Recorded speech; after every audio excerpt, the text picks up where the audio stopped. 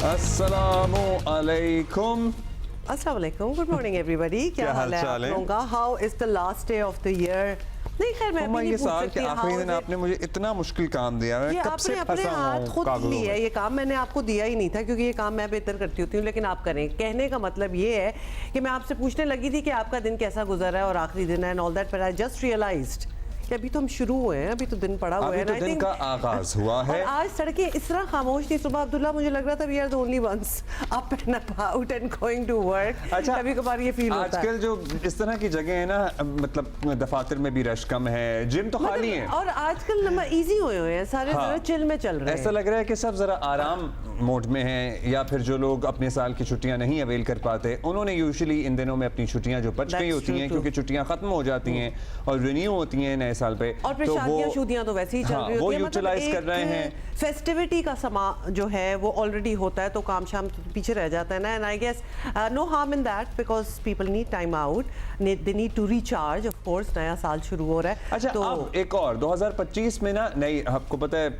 मुख्तलिफ सालों पर मुहित जनरेशंस के नाम रखे जाते हैं और उसके बाद उन्हें उसी तरह रेफर किया जाता है, जिस तरह के मिलेनियल्स 1981 से 1996 तक जो लोग, क्योंकि मैं हमेशा भूलती हूँ ना, तो लेट मी राइट। 1981 से 1996 के दरमियान या इस तक दोनों सालों के बीच में जो लोग पैदा हुए हैं वो हैं millennials. Okay, you are making it up या पढ़ रहे हैं? नहीं, आई एम टेलिंग यू। ठीक है, उसके बाद जेनजी आ गए जिनका आजकल बड़ा चर्चा है। जेनजी ये टिकटॉक वाली जनरेशन है। नहीं तो 96 से कब तक हुए जेनजी? जेनजी हुए 96 से 2010 तक। ओके, ठीक है। 2010 तक जो जनरेशन आई है और बड़ी हुई है, जो अब जवान है एक्चुअली, जो अब नौजवान है या जवान है, वो है जेनजी, जिन्होंने अन्नी मचाई हुई है।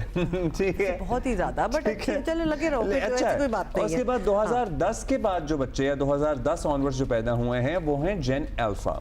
ठीक है, और ये जेन अल्फा खत्म हो रही है इस साल 2024 में। अल्फा, ओके, ठीक है। ठीक है, और अब आ रही है बेटा, बीटा कह लें, बेटा कह लें, हाँ बीटा। सो अब जेन बीटा है और वो 2025 से 2039 तक रहेगी, 2039 तक। सो अब पूरी वो जनरेशंस के वो जो नाम है, तो अब आपको बीटा को भी बीच में डालना पड़ेगा। अगर डाल लेंगे आप अभी, लेकिन इन्होंने तो काफी देर से बड़े होंगे। जेनजी सुनते हैं और बस मिलेनियल सुनते थे एक जमाने में, अपने जमाने में। नहीं, वैसे मिलेनियल सुनते थे अपने जमाने में, मतलब कि to whom it may concern. 80s से पहले की भी बात बता दो, उससे पहले क्या होता था? Doesn't matter. They don't matter at all. How हमें नहीं पता। हत्ता कि उनका नाम भी नहीं थे। अब्दुल्ला कोई नाम था बूमर्स थे? नहीं, वो बिल्कुल नहीं, वो 60s वाले थे। उसके बीच का मतलब इतने इंपॉर्टेंट एरा के आपने नाम ही नहीं याद किया। You can search the relevant things. No, I'm not going to search. You are the one who came up with the research. Anyway, चलें जी, बीटा को बहुत खुशामदीद। आप भी आइए, करेंगे कल से ऑनवर्ड्स देखेंगे जी आपका कैसा चल रहा है, और ऑफ कोर्स हम तो बैठे हैं अपने एक्सपीरियंस के साथ आपको बताने के लिए। अच्छा जी, मूविंग ऑन, कुछ चीजें आज होने जा रही हैं एंड वी होप कि ये हो जाए। आपको बताएं कि जिला कुर्रम में क़याम अमन के लिए मुआहिदा आज तय पाने का इम्कान है। पारा चनार के साथ कराची के रहायशी भी बड़ी उम्मीदें लगाए बैठे हैं। जिला कुर्रम में सैकड़ों अफराद की हलाकत के बाद हालात ठीक करने के लिए बने ग्रैंड जिरगे, और उनकी एक अहम बैठक जो है वो आज कमिश्नर हाउस कोहाट में होने जा रही है। सूबाई हुकूमत बता चुकी है कि फरीकैन में अवाम उमूमी तौर पर इत्तफाक राय हो चुका है। आमने मुआहिदे में बंकर्स का खात्मा, फरीकैन की भारी असलहे से दस्त बरदारी, टल पारा चनार रोड पर नकलो हरकत का की कॉन्वाय की सूरत में होगी, ये भी तय किया गया है। दहशतगर्दी का वाक़या होने की सूरत में सिर्फ हुकूमत ही कार्रवाई करेगी। उधर तकरीबन 3 माह से टल पारा चनार शाहरा आपको पता ही है फसादात की वजह से बंद है, जिसकी वजह से पारा चनार में ग़ज़ा अद्वियात की कमी है, ज़िंदगी मफलूज है, कर्फ्यू का समा है, ऐसा लग रहा है जंग चल रही है वहाँ पर महीनों से। हालात तशवीशनाक हैं। ये रास्ता खुलवाने के लिए अब एक नहीं कई धरने मुख्तलिफ शहरों में शुरू हो चुके हैं इजहार यकजहती के लिए। पेशावर, लाहौर, गिलगित, मुजफ्फराबाद, झंग, मुल्तान, कराची में तो धरने पहले से ही जारी थे। इस सिलसिले में दीगर शहरों में धरने मखसूस मकामात तक महदूद हैं, लेकिन कराची में दर्जन भर ऐसी जगह हैं जिन्हें चोक करने से पूरा शहर मुतासर हो रहा है। पिछले 4-5 दिनों से तो डेफिनेटली कराची वालों ने तो ये एक्सपीरियंस किया, और आप लोगों को डेफिनेटली पता भी होगा कि ये क्यों हो रहा है। तो अब ऐसा लग रहा है कि ये मसला जो है ये हल हो जाएगा। And at the end of the day आप धरने करें जो करें, the people of Parachinar are suffering.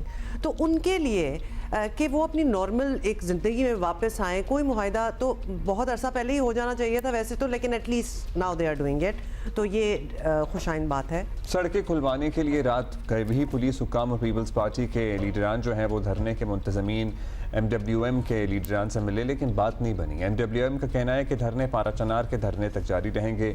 मुंतज़मीन के मुताबिक शुरका कहते हैं कि धरने के दौरान ट्रैफिक में रुकावट ना बने, लेकिन अमली तौर पर ना ऐसा हो रहा है, ना ही शायद ऐसा मुमकिन है, क्योंकि गाड़ियाँ, मोटरसाइकिलें, रक्शे, पत्थर डंडे रख के सड़कें बंद की हुई थी। अच्छा जी, now of course we need to find out कि इस वक्त एज वी स्पीक वहाँ क्या सूरत हाल है, ज़िला कुर्रम और पाराचनार की सूरत हाल क्या है और वहाँ मसाइल क्या हैं। हमारे नुमाइंदे अली अफजल अफजाल बता रहे हैं। ओवर टू यू अली, बताइएगा। जी, ज़िला कुर्रम में 2.5 माह से ज़्यादा अरसा हुआ कि मेन शाहराह पाक अफगान सरहद और अमदरब के दीगर रास्ते बंद है, जिसकी वजह से अपर कुर्रम में लोग अजियतनाक सूरत हाल और इंतहाई बहरानी कैफियत का शिकार हैं और अद्वियात के ख़ात्मे के बायस बच्चों समेत मरीज़ों की अमवात हो रही है। सिविल सोसाइटी जो कि मकामी रजिस्टर इदारा है, उसकी जनरल सेक्रेटरी हाजी अली जवाद का कहना है कि उन्होंने अपर कुर्रम के मुख्तलिफ इलाकों में जो सर्वे की है उसके मुताबिक अब तक 128 बच्चों समेत 200 से ज़ायद अफराद की जाम बाक होने की उन्होंने कन्फर्मेशन की है, जिसमें ज़्यादातर तादाद बच्चों की है और कैंसर के मरज़ में मुब्तला मरीज़ों की है। अस्पताल को और मेडिकल स्टोरों को बर वक्त अद्वियात फराहम ना की गई और सप्लाई बहाल ना की गई, तो इस सूरत हाल में मज़ीद इजाफा हो सकता है।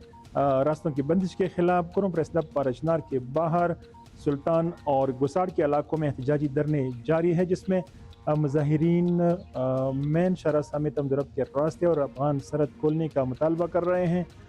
इसके अलावा लोअर कुर्रम के इलाके बगन में भी मकामी कबाइल एहतजाजी धरना दे रहे हैं, जो बगन में दुकानों और मकानात को नजरियातिश करने वालों के ख़िलाफ़ कार्रवाई और मुतासरीन की इमदाद का मुतालबा कर रहे हैं। साबिक वफाकी वज़ीर साजिद तूरी का कहना है कि कोहाट में ग्रैंड अमन जरगा दोबारा शुरू किया जा रहा है और मुज़ाकराती अमल के बाद जो अमन माहिदा तहरीर किया गया है, जिस पर एक फरीक ने पहले से दस्तखत कर दिए हैं। अगर दूसरा फरीक आज दस्तखत करती है माहिदे पर, तो इसके बाद मेन शरह खोलने समेत क़याम अमन के लिए मुख्तलिफ इक़दामात उठाए जाएंगे। शुक्रिया सर। और सूरत हाल वैसे ही है, मतलब इक़दाम किए जा रहे हैं, करने की उम्मीद है। होपफुली अगर आज जो मुज़ाकरात होते हैं वो नतीजा खेज़ साबित हुए तो फिर तो नॉर्मलसी की तरफ मामला बढ़ जाएगा। अभी नॉर्मलसी आने में भी कई हफ्ते लगेंगे। आने के लिए बातचीत हो रही है कि कुछ हो जाए वहाँ, लेकिन यहाँ जो इतने धरने हो रहे हैं उनका क्या होगा और क्या वो भी इंतज़ार करेंगे कि वहाँ नॉर्मलसी आएगी तो हम उठेंगे। दानियाल सैयद है हमारे साथ कराची से, नुमाइंदा जियो न्यूज़। दानियाल, यहाँ भी कोई बातचीत ऐसी कराची के हवाले से कोई बातचीत हो रही है कि यहाँ जो प्रोटेस्ट हम देख रहे हैं, सड़कों को, शाहराहों को बंद किया हुआ है और पिछले 4-5 दिनों से मुसलसल ये सिलसिला जो है चल रहा है, तो ये भी रुक जाएंगे या फिर अगर टॉक्स के बाद किसी नतीजे पे पहुंचे तो तब ये फैसला होगा? देखिए, बिल्कुल 24 दिसंबर से कराची नुमाइश औरंगी पर मरकज़ी धरना जारी है। नुमाइश औरंगी पर मजहबी जमात की जानिब से पाराचनार वाक़यात के ख़िलाफ़ और अतराफ़ में ट्रैफिक की रवानी यकीनी तौर पर मुतासिर हो रही है। रात गए भी नुमाइश औरंगी पर जो सिंध हुकूमत है उसका एक वफ़द यहाँ पर पहुँचा था, जिसमें बैरिस्टर मुर्तज़ा वहाब जो मेयर कराची हैं, सईद गनी, वकार मेहदी और कराची पुलिस चीफ जावेद आलम उडो, जिन्होंने यहाँ पर जो उलमा कराम थे उनसे मुज़ाकरात किए और पाराचनार वाक़े की मज़म्मत के साथ साथ हमदर्दी का इज़हार किया। लेकिन उलमा कराम जो थे मजहबी जमात के, उन्होंने ये कहा कि जब तक पाराचनार में लोग बैठे हुए हैं एहतजाज पर, उस वक्त तक कराची में भी एहतजाज जारी रहेगा। रात गए तक 12 मकामात थे कराची शहर के नुमाइश चौरंगी समेत जहाँ पर एहतजाज हो रहा था। आला सुबह ये तादाद, धरनों की तादाद कम हुई, 10 तक पहुँची और इस वक्त पुलिस हुकाम के मुताबिक नुमाइश चौरंगी समेत शहर के 8 मकामात पर एहतजाज किया जा रहा है। नहीं तो कौन कौन से मकामात फिर खुल गए हैं? इसका मतलब है कि कोई पेशरफ्त हुई है, मुज़ाकरात में बात बनी है, तभी ये 12 से 8 हुई है तादाद।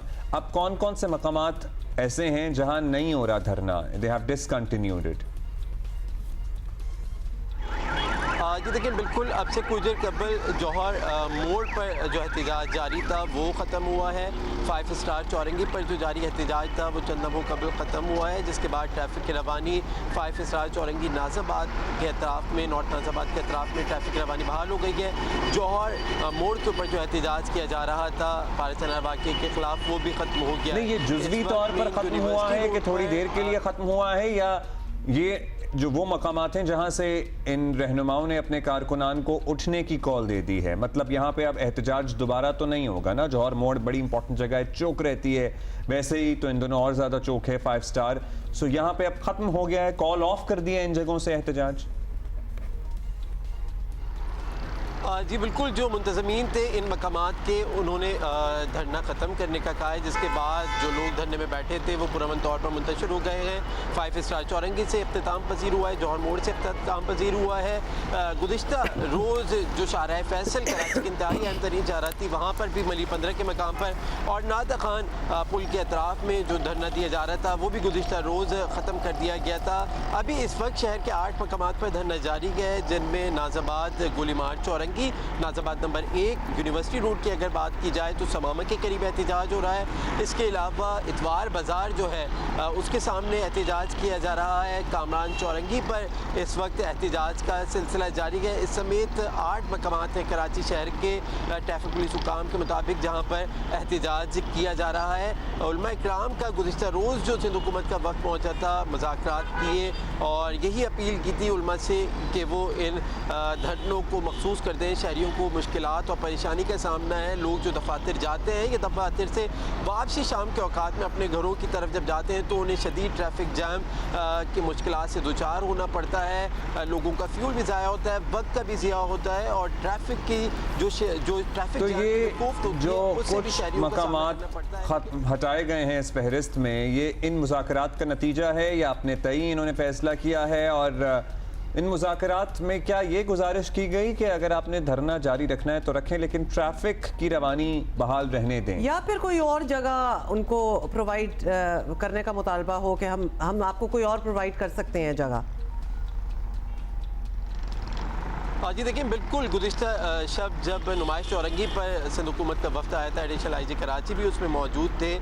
यही हुकूमत की जानिब से दरख्वास्त की गई थी कि धरने के जो मुंतज़मीन हैं वो धरना यकीनी तौर पर जारी रखें, उन्हें कोई मना नहीं कर रहा, लेकिन धरने को मखसूस कर दिया जाए कि ट्रैफिक की रवानी जो है वो मुतासर ना हो। जिस पे धरने के मुंतज़मीन का ये मौक़िफ़ था कि जिन जिन मकामात पर धरने जारी हैं उनके अतराफ़ में ट्रैफिक की रवानी मुतासर नहीं हो रही, लेकिन हम देख रहे हैं कि शहर में ट्रैफिक की रवानी यकीनी तौर पर मुतासर हो रही है। और ये सूरत हाल गुज़िश्ता 26 दिसंबर से, मजमूई तौर पर 26 दिसंबर से ये सूरत हाल पैदा हुई थी, जब ये नुमाइश चौरंगी का धरना 24 दिसंबर को आगाज़ हुआ और 26 दिसंबर से कराची के मुख्तलिफ मकामात पर फैल गया। मजमूई तौर पर बहुत शुक्रिया आपका। आप मजमूई तौर पर 14 थे, अब 8 तक महदूद हो गया है। जौहर मोड़ से हट गया है मामला और 5 स्टार चौरंगी पे भी रास्ते खोल दिए। तो ये है कि कोई टॉक्स कुछ सक्सेसफुल हो, कोई बातचीत हो जाए। और ऑब्वियसली प्राइमरी कंसर्न तो है कि वहाँ के लोग जो हैं पारा चनार के, वो ज़रा अब अपनी ज़िंदगी में वापस आए, नॉर्मलसी पे वापस आए। एंड ऑफ कोर्स उसके बाद ये धरने वगैरह जो है। अच्छा जी, ट्रैफिक की रवानी की हम बात कर रहे हैं। ट्रैफिक की रवानी ओवरऑल पूरे मुल्क में मुतासर है, क्योंकि पर्टिकुलरली पंजाब में मैदानी इलाकों में धुंध ने डेरे डाल रखे हैं। परसों रात से मोटरवे जो बंद रही थी वो कल दोपहर में कहीं जाकर कुछ मकामात पे खुली, लेकिन अभी भी वही सूरत हाल है और इसके बायस हादसात भी हो रहे हैं। एब्सोल्युटली हादसात भी हो रहे हैं मुल्क भर में, मोटरवेज पे खासतौर पे और हाईवेज पे काफ़ी हादसात हो रहे हैं, उनमें इजाफा हो रहा है। और सिर्फ कल के ही दिन में मुख्तलिफ हादसात में 20 से जायद अफराद जाँ बहक हुए। अंदाज़ा करें in just one single day. अटक के इलाके फतेह जंग में मोटरवे इंटरचेंज पर मियाँ वाली से रावलपिंडी जाने वाली बस तेज़ रफ्तारी के बायस उलट गई। 10 अफराद की जान गई और 22 अफराद जख्मी हुए हैं। नौशेरा फॉरेस्ट सिंध में हाईवे पर एक ट्रक और वैन की टक्कर में जख्मी 13 अफराद जाँ बहक हो गए हैं। 8 जख्मी हैं। यहाँ भी वजह लापरवाह ड्राइविंग बताई जा रही है। फैसलाबाद, तौसा, लोधरा के इलाके में भी 6 मुख्तलिफ हादसात में अमवात रिपोर्ट हुई हैं। अच्छा, हुकाम ये भी कहते हैं कि धुंध के बायस दिन का ज़्यादातर हिस्सा तो मोटरवेज बंदी रहती हैं, लेकिन जब ट्रैफिक के लिए खोली जाती हैं तो ड्राइवर हजरात जो हैं वो मामूल से ज़्यादा तेज़ रफ्तारी से गाड़ी भगाते हैं, जो कि हम इमेजिन कर सकते हैं। और यही लापरवाही जो है हादसात की मरकजी वजह भी बनती है। देखिए, देर से पहुँचना कभी ना पहुँचने से तो बेहतर है। मतलब ये तमाम अफराद इंक्लूडिंग द ड्राइवर्स जो शहीद हुए हैं, जो जाबाक हुए हैं इन हादसात में, वो यही कोशिश कर रहे थे ना कि जल्दी पहुंच जाएं। अब तो पहुंच ही नहीं पाएंगे कभी। और आपकी जल्दी की वजह से मतलब दूसरे तो आप ही के भरोसे पे बैठे हुए हैं ना उन बसों में, वो ड्राइवर पे ही डिपेंड करेंगे कि चलो ड्राइवर नोज बेस्ट के कहाँ से तेज जाना है, कहाँ से हल्के जाना है। तो वो तो बेचारे मासूम, उनकी तो जाने वैसे ही गई ना। उनकी तो जाने नाहक गई हैं। और जो दीगर गाड़ियां हैं जिनसे टकराते हैं, जो इनकी जद में आती हैं, वो तो बिल्कुल ही नाहक मारे जा रहे हैं। That's very sad. DIG motorway police Punjab Syed Farid Ali हमारे साथ हैं, उनसे बात करते हैं। सैयद फरीद अली साहब, हालिया दिनों में एक तो हादसात में इजाफा देखा जा रहा है और दूसरा हादसात में अमवात भी बहुत हो रही हैं, यानी बड़े ख़तरनाक जो हैं वो एक्सीडेंट्स हो रहे हैं, बड़े बिग लेवल के। क्या वजूहात आप लोगों के सामने, क्या वजूहात आ रही हैं? हादसात ज़रूर हो रहे हैं, लेकिन हमने मोटरवेज़ के ऊपर बहुत ज़्यादा अच्छी हिकमत अमली अपनाई हुई है, जिसकी वजह से मोटरवे पे कम से कम हादसात हो रहे हैं। जिस तरह फॉग बढ़ती है, हमारी रिस्ट्रिक्शंस बढ़ती जाती हैं, और अगर कोई फॉग में खुदा ना खास्ता फंस जाए तो हम उसको पूरी मदद पहुंचाते हैं। एक्सीडेंट्स होने की एक दूसरी वजह ड्राइवर्स की लापरवाही भी है, जिस तरह के फ़ोन इस्तेमाल करना, वीक टायर्स से ट्रैवल करना और इस तरह की बेहतियातियाँ करना। इसके लिए हमारे एजुकेशन सेशन भी चलते हैं, जिसमें हम ड्राइवर्स को एजुकेट करते हैं, और ख़ास तौर पे जो बड़ी PSV व्हीकल्स हैं उनके साथ हम हर वक्त इसमें काम कर रहे होते हैं, वीडियोस बना रहे होते हैं, उनको गाइड कर रहे होते हैं। DIG साहब, ये बताइएगा कि पुलिस इस सिलसिले में कर क्या रही है? मतलब धुंध में ख़तरनाक रास्तों की तरफ जाने से रोकना, अनाड़ी ड्राइवर्स की चेकिंग करना, गाड़ियों का फिटनेस सर्टिफिकेट देख लेना अगर कहीं बन रहा है। ये भी तो आप ही की जिम्मेदारी है कि एक सर्टन चेक एंड बैलेंस हो कि जिस नौयत की गाड़ी मोटरवे पे चल रही है या हाईवे पे चल रही है, वो इस काबिल भी है कि इतने लोगों की जान लेकर आगे बढ़ सके।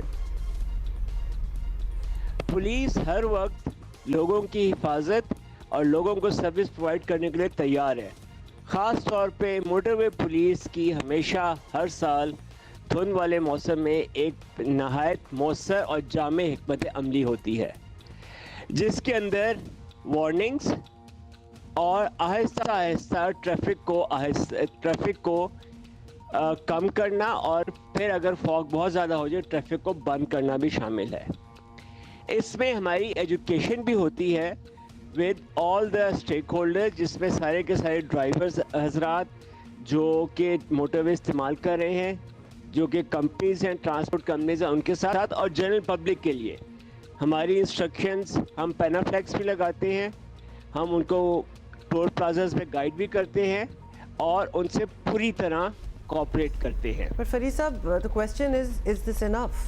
क्योंकि हादसात तो हम देख भी रहे हैं और ऑब्वियसली ये हमें पता है कि ये इस टाइम पे ख़ास तौर पे मौसम की वजह से बड़े चैलेंजेस हो जाते हैं, तो ज़रा ज़्यादा एक्स्ट्रा उनको समझाने की ज़रूरत है। और ये आम आदमी की सवारी है ना, लोगों ने ट्रैवल करना है, हर कोई जहाज़ के टिकट हजारों लाखों के नहीं खर्च कर सकता। देखिए वो अगर ट्रक और बसें वगैरह लेट्स सपोज कि पब्लिक ट्रांसपोर्ट बड़ी तेजी से जा रही है सब कुछ, तो इनकी तो और गाड़ियां भी तो जा रही होती हैं, तो हर कोई खतरे में होता है उस वजह से। जब आप देख लें कि इतनी बड़ी एक चीज़ आ रही है, बड़ी स्पीडें मारती हुई आ रही है या व्हाटएवर, तो गाड़ियां जो हैं वो अपने आप को बचाने के लिए साइडों पे हो जाती हैं, तो it can create mayhem for other travellers around as well. अच्छा, अब मौसम जैसा भी हो फरीद साहब, सड़कें किसी भी तरह की हो, लोगों को सफ़र बेशक करना हो सियाहत के लिए या फिर कोई ज़रूरी काम के लिए, महफूज सफ़र यकीनी कैसे बनाएं, आप क्या सजेशंस करेंगे?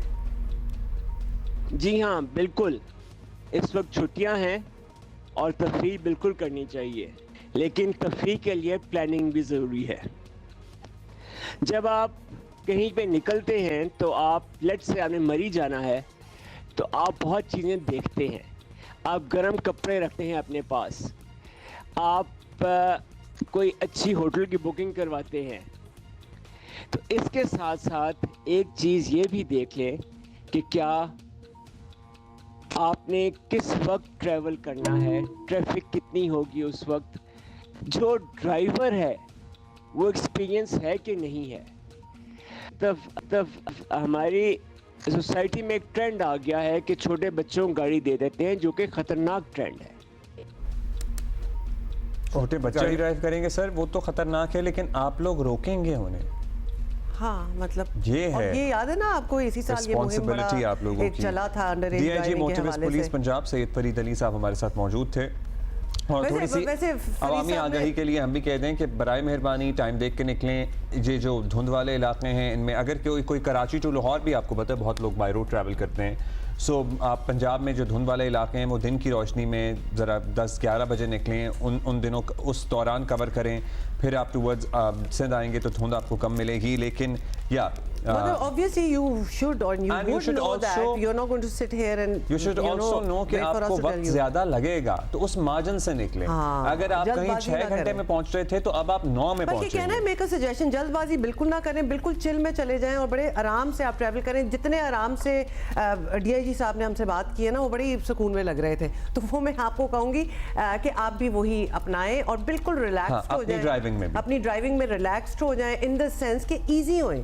कोई तेजी में कहीं आपने ना अगले साल में जल्दी नहीं पहुंच जाना, सारे अपने अपने टाइम से पहुंचेंगे। होमा, कमिंग बैक टू कराची के धरने जो चल रहे हैं, जो अब पहले 14 थे, फिर 12 हुए, फिर 8 पे हो गए हैं। कल रात मुज़ाकरात में ज़राए से पता लग रहा है, डेवलपमेंट ये हुई है कि आहिस्ता आहिस्ता ये धरने मुख्तलिफ मकामात पे जो अभी भी जारी हैं, एक के अलावा बाकी तमाम जगहों पे ट्रैफिक की रवानी में रुकावट नहीं बनेंगे। चलो, that's good। और फिर ग्रेजुअली ये सारे एक पॉइंट पे आके कन्वर्ज हो जाएंगे। और eight the end of the day ये लेट्स नॉट फॉरगेट कि ये प्रोटेस्ट हो क्यों रहे हैं, तो अगर जब वो सोर्स जो है वहाँ मामला ठीक हो जाएंगे तो लेट अस होप। लेकिन अगर उसमें टाइम भी लगा तो ये ग्रेजुअली शहर के मुख्तलिफ मकामात से हटते हुए एक ही पॉइंट पे आके अपना एहतजाज करेंगे। चलो, दैट्स गुड अगर ऐसा हो जाए। अच्छा जी, अभी ये हो गया।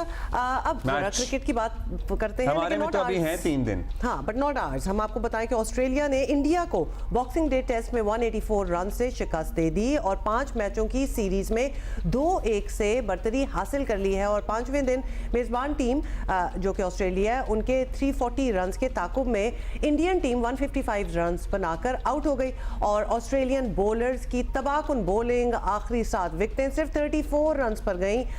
इंडिया के 9 खिलाड़ी डबल फिगर में भी दाखिल ना हो सके और 3 खिलाड़ी जो थे उन्होंने खाता ही नहीं खोला, मतलब सब कुछ जरा ढेर ही हो गया। अक्सर ऐसी बातें हम अपने बारे में कर रहे होते हैं, लेकिन सीरीज का आखिरी टेस्ट 3 जनवरी से सिडनी में शुरू होगा। अब सूरत हाल ये है कि ऑस्ट्रेलिया की वर्ल्ड टेस्ट चैंपियनशिप का फाइनल खेलने के लिए पोजीशन मजबूत हो गई है, लेकिन भारत और श्रीलंका भी अभी वर्ल्ड टेस्ट चैंपियनशिप के फाइनल में जगह बनाने के मुकाबले में है। उधर से साउथ अफ्रीका तो पहुंच गई है ना हमसे जीत के। ऑस्ट्रेलिया के 3 मैचेस बाकी हैं अभी और इसे फाइनल खेलने के लिए बज़ाहिर सिर्फ एक जीत की जरूरत है। दूसरी तरफ भारत आखिरी टेस्ट जीत भी जाए तब भी उसको इस बात पर इन्हिसार करना होगा कि श्रीलंका ऑस्ट्रेलिया के दोनों टेस्ट मैचेस ड्रॉ हो जाएं। श्रीलंका सिर्फ उसी सूरत में फाइनल के लिए क्वालिफाई कर सकता है अगर सिडनी टेस्ट ड्रॉ हो और वो ऑस्ट्रेलिया को 2-0 से शिकस्त दे। याद ये थोड़ा कॉम्प्लिकेटेड हो रहा है, इस तरह कॉम्प्लिकेटेड हो रहा है जिस तरह हम नहीं किसी चैंपियनशिप में। लेकिन याद रहे कि जनूबी अफ्रीका पाकिस्तान को सेंचुरियन टेस्ट में शिकस्त देकर आईसीसी, मैंने बताया था आपको, उसके फाइनल में टेस्ट चैंपियनशिप के फाइनल में क्वालिफाई कर चुका है।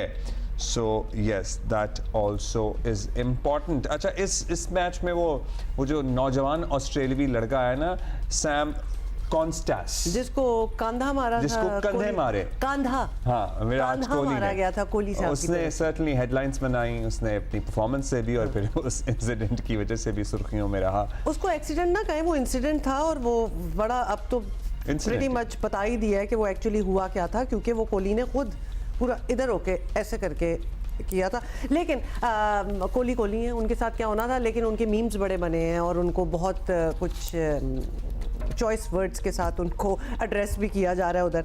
अब हम क्या अपने मैच की बात कर लें? टीम में तब्दीली लानी पड़ेगी या फिर जो टीम है उसी से काम चलाना पड़ेगा या अप्रोच बदलनी पड़ेगी? ये सवाल था। पाक जनूबी अफ्रीका सीरीज के अगले मैच से पहले पाकिस्तान क्रिकेट में यही बहस चल रही है। मैं एक बात बताऊं, ठीक है हमें बहस करनी चाहिए, लेकिन मैं बिल्कुल खफा नहीं था। हम अपने पिछले मैच की परफॉर्मेंस को लेकर बात करें, हम जीत सकते थे, हम जीत रहे थे, हाँ हम फिनिश नहीं कर पा रहे चीजें, मतलब हमने अच्छा वो मैच एक खेला, इम्पोर्टेंट पॉइंट है, हमने अच्छा मैच खेला। अच्छा, सीरीज के पहले बॉक्सिंग डे टेस्ट में पाकिस्तान ने ज्यादा बुरी कारकर्दगी, जिस तरह कि हमने डिसाइड कर लिया, परफॉर्मेंस हमारी इतनी बुरी नहीं थी, लेकिन वही पुरानी गलतियां दोहराते रहे और मैच हार गए।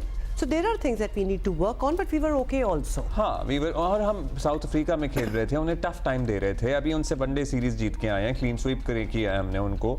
सो या क्रिकेट माहिरीन को जहाँ सीनियर बैटर्स का सेट हो जाने के बाद विकेटें गंवाना समझ नहीं आ रहा। बॉलिंग में 2 बॉलर्स पर पूरा बोझ होना भी नाकामी की वजह नज़र आ रहा है। शान मसूद के बतौर कप्तानी कुछ फैसलों, कुछ नहीं बहुत से उनके फैसलों पर सवालिया निशान है। पाकिस्तान का अगला पड़ाव है केप टाउन, जहां सीरीज का आखिरी या दूसरा टेस्ट मैच जुमे को शुरू होगा और ये मैच ड्रॉ होने का ऑप्शन तो है ही, क्योंकि सीरीज जीतनी है हमें, सर्टनली हमें जीतनी है, हम चाहेंगे कि हम जीतें। अब तब्दीलियों की बात की जाए तो बेंच पर बैटर्स में अब्दुल्ला शफीक हैं, हसीबुल्लाह मौजूद हैं, बॉलिंग में मीर हमजा हैं, नुमान अली का ऑप्शन भी दस्तयाब है। केप टाउन वैसे यूजुअली जिसे कहते हैं ना हिस्टोरिकली पेसर्स को सूट करती है, लेकिन हम क्या नुमान को ठीक है आजमा सकते हैं? अब्दुल्ला, एक तो बहुत ज़्यादा ना आप इसकी टेंशन लें, बिकॉज एक तो हमने इसलिए टेंशन नहीं लेनी क्योंकि आप और मैं बैठ के यहाँ जो फैसले कर लेंगे उधर वो होना होगा जो होना है। Besides we have Rashid Latif with us,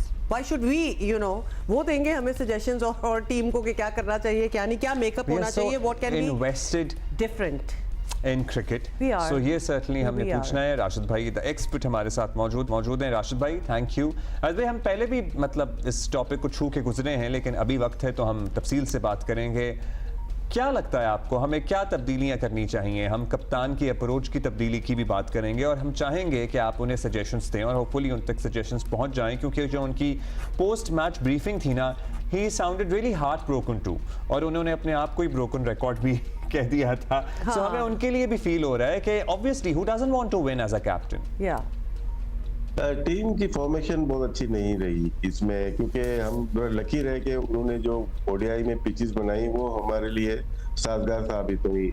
test match में अमूमन सेंचुरियन में 5वें दिन मैच नहीं जाता, लास्ट 3 ईयर का रिकॉर्ड है, हम पहले भी बात कर चुके हैं। यहाँ पे फास्ट बॉलर बहुत ही ज्यादा आउट करते हैं। अभी तक तकरीबन 17 साइम अयूब ने एक विकेट लिए, 17वां था वो जो स्पिनर्स ने आउट किए थे। अराउंड बाकी सारे 90% पेसर्स ने आउट किया। हमारे जो पेसर्स की कमी थी, एक पेसर हमारा जो इंजर्ड है, बताया नहीं जा रहा, खेल रहे हैं, आमिर जमाल अच्छे प्लेयर है, लेकिन थ्रू आउट 3 सीरीज में आप देखें उनको नहीं डाला जा रहा कि क्या है, उनको अनफिट है, वो हमें कॉस्ट कर गया बहुत ज्यादा। आखिरी वक्त में उनको लाया गया, उन्होंने ओवर किया, 11 रन दिए, उसको 14 रिक्वायर्ड थे, तो वहीं पे हमने गेम छोड़ दिया। तो एक बॉलर को हमने थका दिया, और पहली इनिंग्स में जब 90 रन की पार्टनरशिप बनी है लास्ट 2 विकेट्स की, उसमें भी हमारा एक बॉलर शॉट था।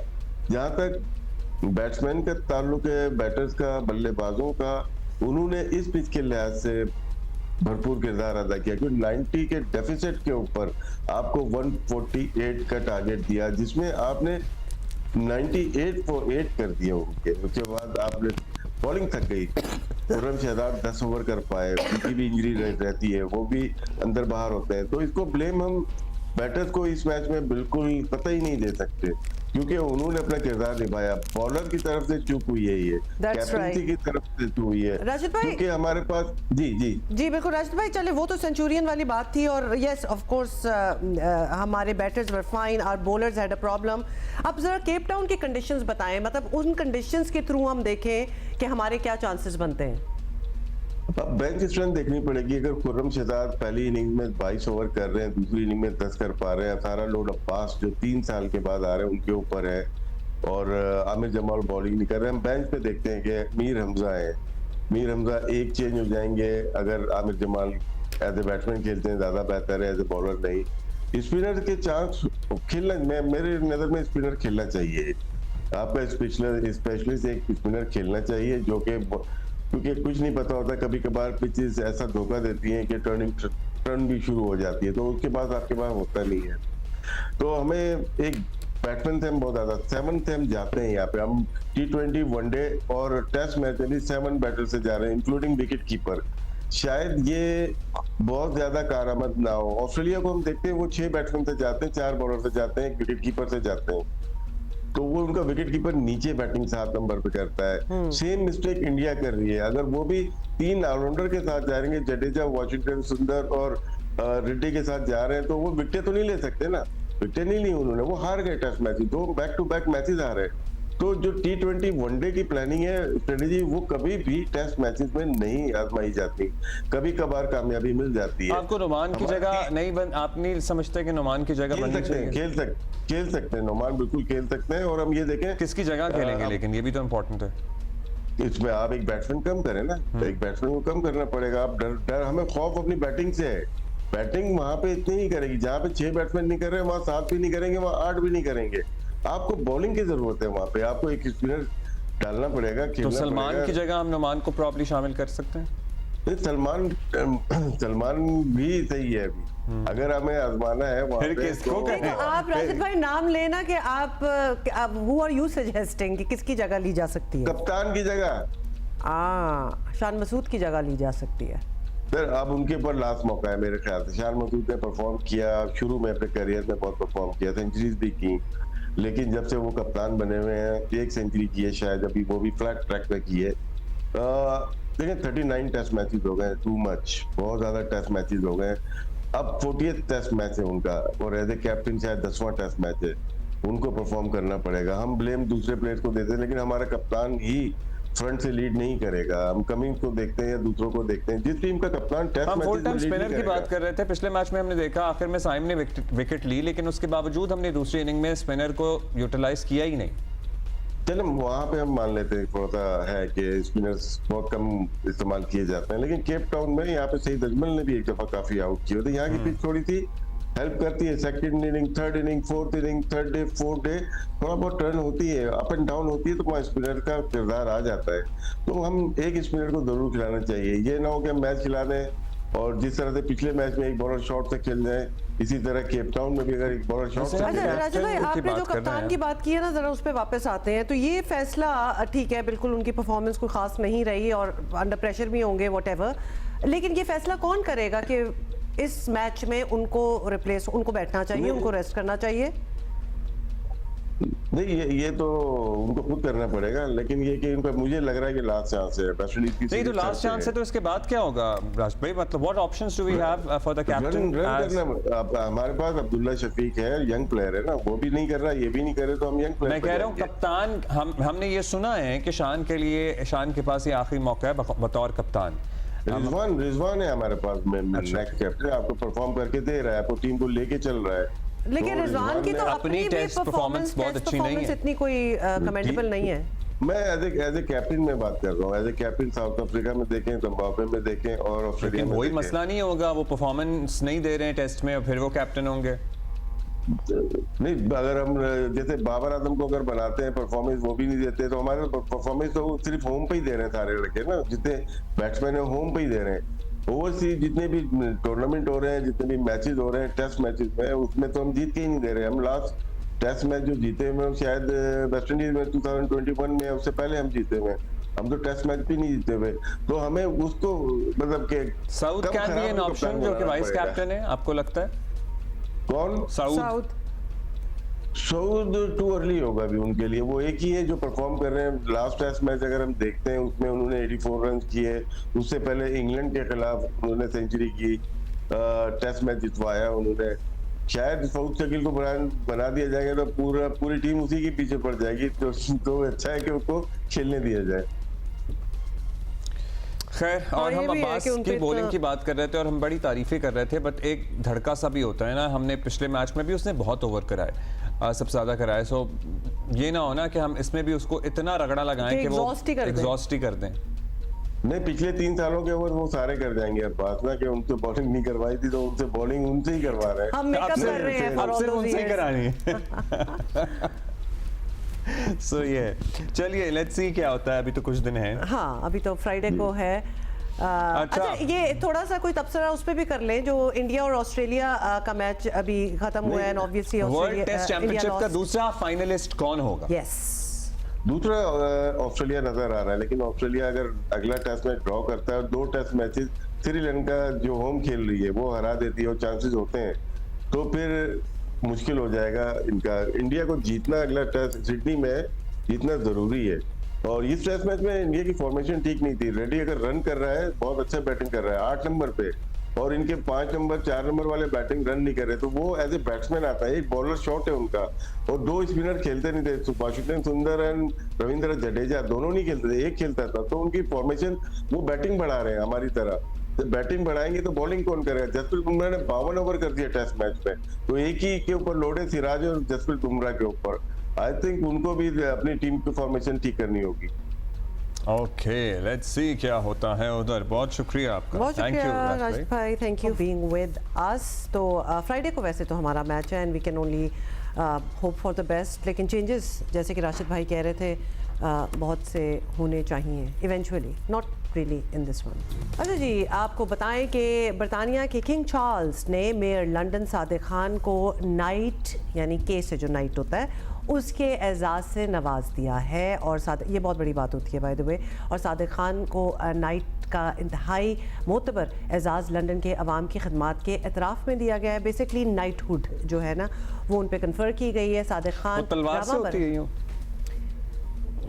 होती तो पहले जमाने में ऐसी थी ना, मूवियों में तो हमने ऐसे ही देखा है ना, बिल्कुल ऐसे ही देखा है। तो नाइटेड होता था। सादिक खान रवा बरस मुसलसल तीसरी मरतबा लंदन के मेयर मुंतखब हुए थे। सादिक खान का कहना है कि वो नाइट का एजाज़ मिलने पर फ़ख्र महसूस कर रहे हैं। सो या ऐसा ही होता होगा नाइटहुड, मुझे लगता है कुछ ऐसा ही होता। और अगर ऐसा नहीं होता तो हमारी तरफ से सजेशन ले लें, ऐसा होना चाहिए, इसको रिवाइव कर दें अगर ऐसा नहीं हो रहा। घुटने पे बैठेंगे और बादशाह जो है वो यूं तलवार कंधे पे मारेंगे, और ऐसे ही मतलब कंधे पे कोई मार नहीं रहे होते तलवार। इट साउंड, आपने इस पूरी नाइटहुड को एर्थुरल बना दिया है कि कंधे पे जैसे हम लोग वो नहीं हो रही है, यूं रख रहे हो। हाँ, रखा जाता है दूसरी तरफ। देखा है ना आपने मूवीज में, चलें फिर देख लें।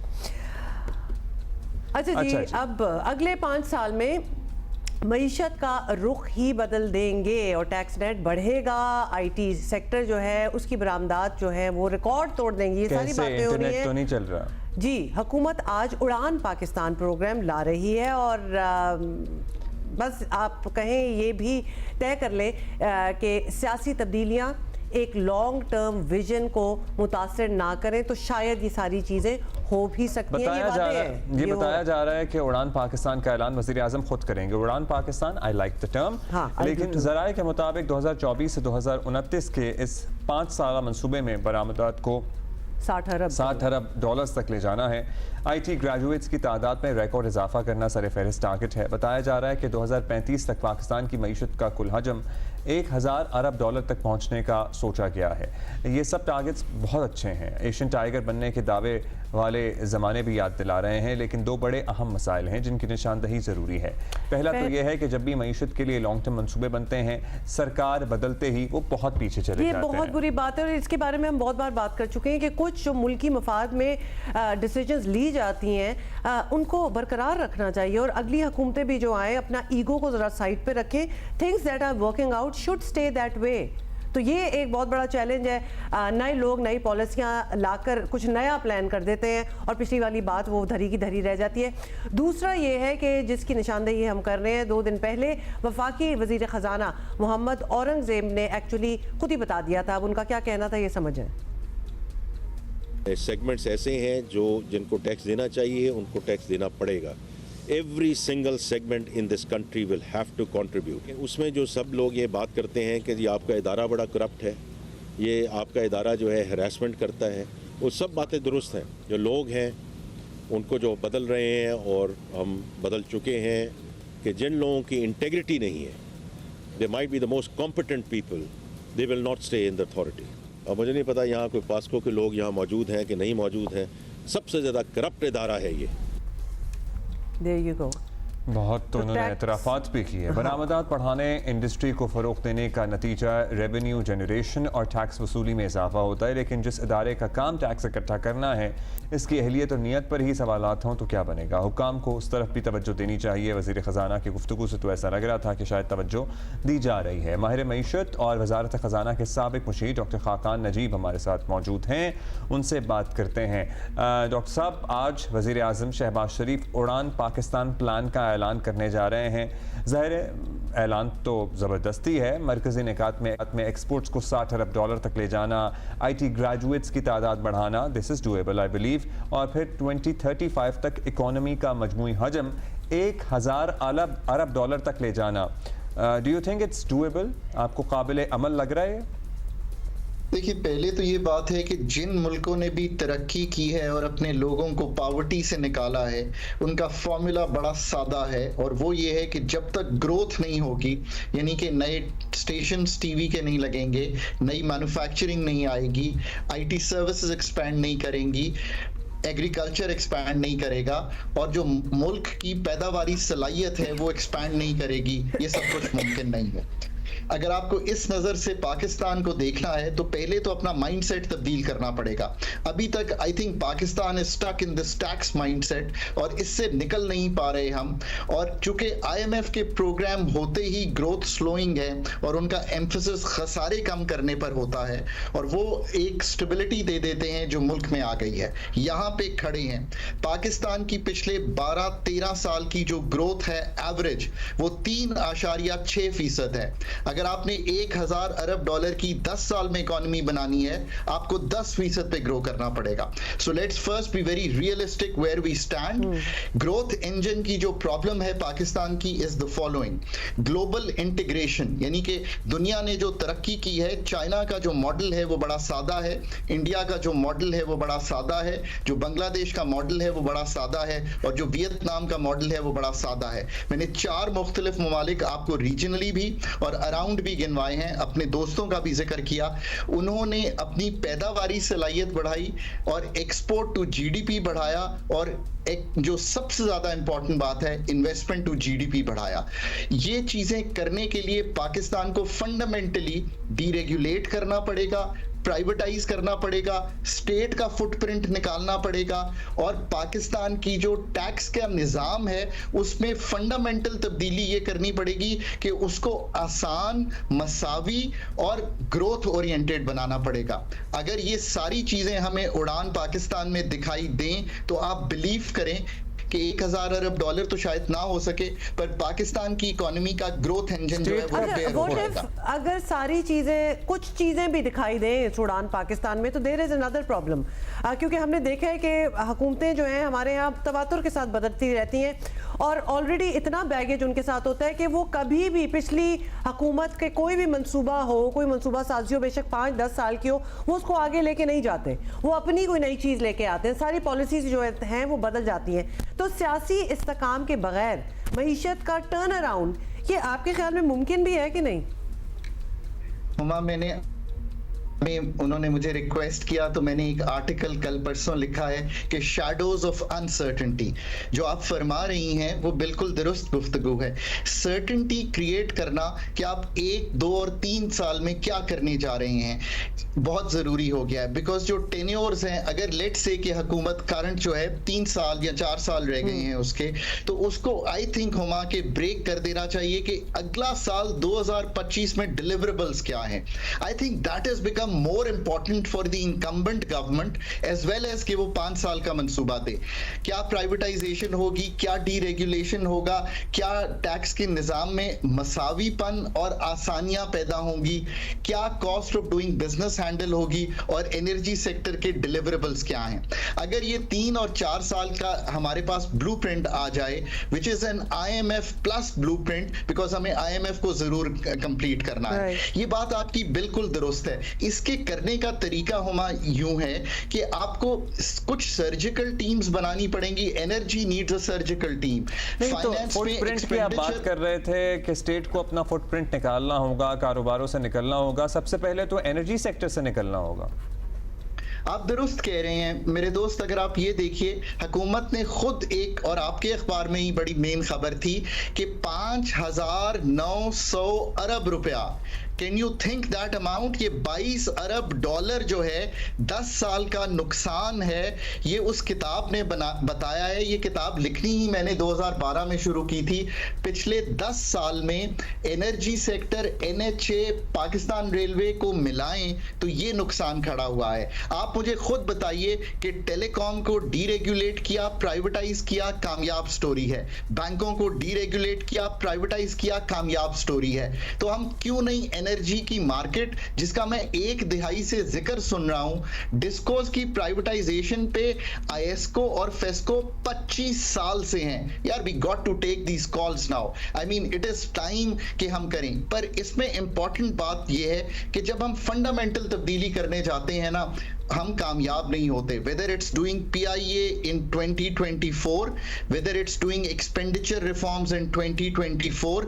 अगर आप इन 2 एरियाज को देखें, नंबर 3, आप जिन रिटेलर्स और होलसेलर्स पे कभी भी टैक्स नहीं लगा सके, आपने तीसरी दफा उनको ट्राई किया अगेन। सो अगर आप 24 की भी स्टोरी देखेंगे, IMF इंड्यूस्ड हार्ड वर्कड और earned stabilisation, but when you go to do the fundamental tasks, can you tell me कि वो नहीं हो पाते हैं। That is the most important point. Thank you Dr. साहब, that is all the time we have. आपने बड़े ही मुख्तसर वक्त में बड़े जामे अंदाज में हमें बता दिया कि किस तरह से अचीवेबल है, लेकिन that's a tall order. यही तो बात है, किस तरह से अचीवेबल है, लेकिन कोई करने को तैयार है कि नहीं।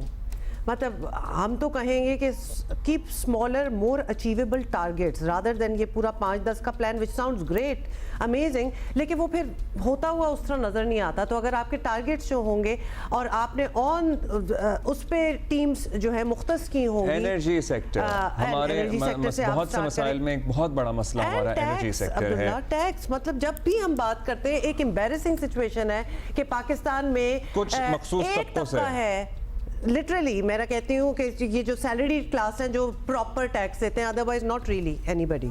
अच्छा जी, वैसे तो बहुत सी बातें करनी है, लेकिन अच्छा जी, धरने खत्म होने का सिलसिला हमने आपको बताया था कि अब शुरू हो चुका है। इससे पहले 8 मकामात तक महदूद हो गए थे धरने, और यही पेशरफ्त हुई थी कल रात के मुज़ाकरात में जो हुकूमती वफ्द किया था MWM के रहनुमाओं के पास कि ग्रेजुअली ये एक एक करके धरने ख़त्म करके सिर्फ 1 मकाम तक महदूद हो जाएंगे। और जहाँ यही जा रहा है कि 1.5 घंटे के दौरान 6 मकामात से धरने ख़त्म हो गए हैं और 4 मकामात पर धरना जारी है। तो ऑलरेडी 6 जो मकामात थे, आपको पता ना, स्टार्ट तो बात 12 से हुई थी, 14 से हुई 14 और उसके बाद रह गए थे 12 और फिर 8। कल हमने 12 रिपोर्ट किए थे ना, शारा फैसल खोल दी नहीं थी। तो अब अगर 6 मकामात में धरने खत्म है और 4 पे चल रहे हैं तो 10 पे तो हो ही रहे थे। अब 4 रह गए, अब सिर्फ 4 रह गए। नुमाइश चौरंगी, अब्बास टाउन, कामरान चौरंगी पर धरना जारी है। ये भी हम आपको बता दें, सफारी पार्क के करीब भी एहतजाजी धरना जारी है। ये सारी ट्रैफिक पुलिस की तरफ से हमें जो खबरें आ रही हैं वो हम आपको बता रहे हैं। और काइंड ऑफ ये तय भी हो गया था कल रात की मीटिंग में, और ये बताया गया था जो इनके रहनुमा हैं उनको भी कि अव्वल तो जहाँ जहाँ जारी रहेगा वहाँ पे ट्रैफिक का जो मामला है वो नॉर्मलाइज हो रहेगा, उसको नहीं ख़त्म डिस्टर्ब करेंगे मुजाहिरीन। और दूसरा ये कि सारे लोग एक मकाम पे आके इकट्ठे हो जाएंगे। तो यानी धरने से मना नहीं किया गया, प्रोटेस्ट से ऑब्वियसली मना नहीं किया गया, क्योंकि एक तो जायज़ प्रोटेस्ट भी है और protest is a right of every citizen, लेकिन उस सारे को आप कंबाइन करके एक जगह पे कर लें। तो इस चीज की नेगोशिएशंस की रवानी भी मुतासिर ना करें फॉर दैट वेरी रीजन, क्योंकि शहरी जो हैं अदरवाइज बहुत मुतासिर हो रहे हैं और इस बात को एक हफ्ता गुजर चुका है। तो कोशिश यही की जा रही है कि जहां जहां से प्रोटेस्ट खत्म कराए जा रहे हैं, इट्स नॉट कि आप प्रोटेस्ट करें ही ना, लेकिन आप एक जगह पे करें जो कि परहैप्स बनती है नुमाइश। हम अक्सर ही बात करते हैं और कि सियासी धरना भी होता है, एहतजाज होता है, राइट टू प्रोटेस्ट तो है, राइट टू प्रोटेस्ट तो है, लेकिन right to protest is not absolute. And obviously right to protest has its conditions in the sense कि आप शहरियों को तो ना डिस्टर्ब करें ना। Everybody who is a part of your protest should be a part of your protest, लेकिन आप एक जगह पे कन्वर्ज हो and do it the way you want and for as long as you want to, लेकिन पूरे शहर को इमोबिलाइज कर देना दैट इज ऑल्सो नो वे। और ये होते हुए हमने बहुत बार इस्लामाबाद रावलपिंडी में भी देखे और तब भी हमारे यही ख्यालात थे कि पूरे शहरों को बंद नहीं कर देना चाहिए या बंद हो नहीं जाने चाहिए, किसी एक जगह पे आप प्रोटेस्ट करें। सो ये सूरत हाल है। अब मुख्तलिफ मकामात से धरने ख़त्म कराए जा रहे हैं। दानियाल हैं हमारे साथ, हमारे साथी। दानियाल बताइएगा क्या अपडेट है मुख्तलिफ स्पॉट्स की जहाँ पर धरने जारी थे? इस वक्त शहर के सिर्फ 4 मकामात पर एहतजाज का सिलसिला जारी है। अलग सुबह तक ये तादाद 10 थी और उसके बाद मुख्तलिफ मकामात से धरने ख़त्म होकर अब सिर्फ 4 मकामात पर धरना जारी है। कामरान चौरंगी पर इस वक्त हम मौजूद हैं और मैं अगर कामरान चौरंगी के मनाजिर आपको दिखा सकूं कि कामरान चौरंगी पर इस वक्त भी मुजाहिरीन जो हैं वो बड़ी तादाद में मौजूद हैं। ख़वातीन बच्चे यहाँ पर मौजूद हैं। पुलिस की भारी नफरी कैदियों की जो वैन होती है जिसमें मुंतकिल किया जाता है वो वैन यहाँ पर मौजूद है। पुलिस की जानिब से 10 मिनट का वक्त इन मुजाहिरीन को दिया गया है और ये कहा गया है कि कामरान चौरंगी पर जो एहतजाज जारी है वो 10 मिनट के अंदर खत्म कर दिया जाए। साथ ही साथ अब से चंद लम्हों कबल अब्बास टाउन जो अबुल हसन अस्फहानी रोड का इलाका है वहाँ पर भी एहतजाज जारी था, जहाँ पर मुजाहिरीन को पुलिस ने मुंतशिर किया है, शेलिंग का इस्तेमाल किया गया है। शाहराह पाकिस्तान अंचोली के मकाम पर जो एहतजाज जारी था वो भी इस वक्त ख़त्म हो चुका है। इस वक्त कराची में सिर्फ कामरान चौरंगी पर या यूनिवर्सिटी रोड पर इतवार बाजार के सामने हुसैन हज़ारा मुगल कोर्ट के इलाके में किन एहतजाज कर रहे हैं या फिर नुमाइश चौरंगी पर एहतजाज का सिलसिला जारी है। 3 मकामात पर इस वक्त ये एहतजाज जारी है और पुलिस हुकाम का ये मौक़िफ़ है। ज़रा का कहना है कि पुलिस हुकाम ये हिकमत अमली अपनाई है कि कराची शहर में जो सड़कों पर एहतजाज जारी हैं जिनके बायस ट्रैफिक आमदोरफ्त मुअत्तल हो रही थी उनको अब से चंद लम्हों में ख़त्म कर दिया जाएगा फोर्स का इस्तेमाल करते हुए। पुलिस की भारी नफरी यहाँ पर कामरान चौरंगी पर भी मौजूद है। अब्बास टाउन में अब से कुछ देर कबल शेलिंग हुई, मुजाहिरीन की जानिब से पथराव भी किया गया जिसके बाद पुलिस ने मुजाहिरीन को। अच्छा दानियाल, क्या मुजाहिरीन को पुलिस की तरफ से ये ऑफर हुई कि आप यहाँ से हटके किसी एक जगह जो मुख्तस की हो उस पर जाके आप प्रोटेस्ट करें? जैसे कि फॉर इंस्टेंस नुमाइश में हमें पता है कि पहले भी बहुत से प्रोटेस्टर्स जो थे वो मिल रहे थे नुमाइश पर, तो ये भी कोई प्रपोज किया जा रहा है पुलिस की तरफ से मुजाहिरीन को? देखिए पुलिस हुकाम का या सूबाई हुकूमत का गुज़िश्ता शब तक यही कहना था कि किसी एक मकाम पर एहतजाज कर लिया जाए, ट्रैफिक आमदोरफ्त मुअत्तल हो रही है, लेकिन मुजाहिरीन का कहना था कि एहतजाज खत्म नहीं किया जाएगा, धरनों का सिलसिला जारी रहेगा। उसके बाद सूरत हाल ये है कि इस वक्त सिर्फ 3 मकामात पर एहतजाज किया जा रहा है, Kamran Chowrangi, university road safari park के सामने और मेन नुमाइश चौरंगी पर। और इन तीनों मकामात पर पुलिस की भारी नफरी जो है वो पहुंच चुकी है। शाहराह पाकिस्तान अंचोली से मुजाहिरीन को मुंतशिर कर दिया गया है, चौरंगी से मुजाहिरीन को मुंतशिर कर दिया। इसके अलावा अब्बास टाउन अबुल हसन अस्फहानी रोड पे जो एहतजाज हो रहा था वहाँ से भी मुजाहिरीन को मुंतशिर कर दिया गया है। अब्बास टाउन में शेलिंग की गई, मुजाहिरीन की जानिब से पुलिस पर पथराव भी किया गया, लेकिन अब अब्बास टाउन के एहतजाज के बारे में बताया जा रहा है कि वो खत्म हो गया है। कामरान चौरंगी पर जो धरना है, अब मेरे अकब में मेरे कैमरामैन कि इस वक्त भी मुजाहिरीन बड़ी तादाद में यहाँ पर मौजूद है। उनका कहना है कि धरना बदसूर जारी रहेगा, किसी को जाएगा, लेकिन पुलिस की जानिब से 10 मिनट का वक्त इन मुजाहिरीन को दिया गया है कि वो 10 मिनट के अंदर यहाँ पर जारी धरना खत्म कर दें। बसूरत दीगर पुलिस एक्शन में आएगी और जी मुजाहिरीन को यहाँ दानियाल, से पुलिस एक्शन में आएगी। 10 मिनट का टाइम है, क्या एक्शन में आएगी? अभी तक आपने एक जगह पे शेलिंग का भी जिक्र किया है।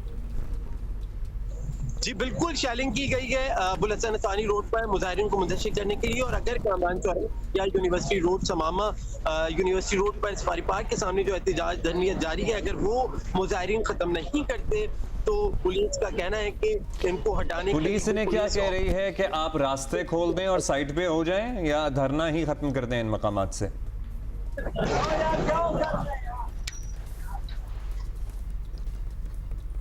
चलें Daniyal, thank you so much. आप हमें बता रहे हैं कि अब मुख्तसर होती जा रही है उन मकामात की तादाद जहां धरने जारी थे कराची में। अभी एक और चीज़ हुई है जिसके बारे में हम बात करना चाहते हैं। अब साइकिल पर जी दुनिया की सैर को निकले पोलैंड के जोड़े, यानी एक कपल है, उसके साथ सजावल में वारदात हुई और एक जुर्म ही नहीं, मुल्क की बदनामी का बायस भी ये ऐसी चीज़ें जो हैं वो बनती हैं। और वही हुआ, एक दफ़ा फिर हमने होते हुए देखा, ये लोग 7 माह पहले साइकिलों पर दुनिया की सैर को निकले थे और 10 मुल्क घूमते घामते पाकिस्तान आए और इतवार की सपहर यानी दिन दिहाड़े सजावल बदीन बाईपास पर डाकुओं के हत्थे चढ़ गए। और फिर ये हुआ कि पुलिस के मुताबिक नामालूम डाकू ने इस जोड़े से कीमती आईफोन्स छीनकर फरार हो गए।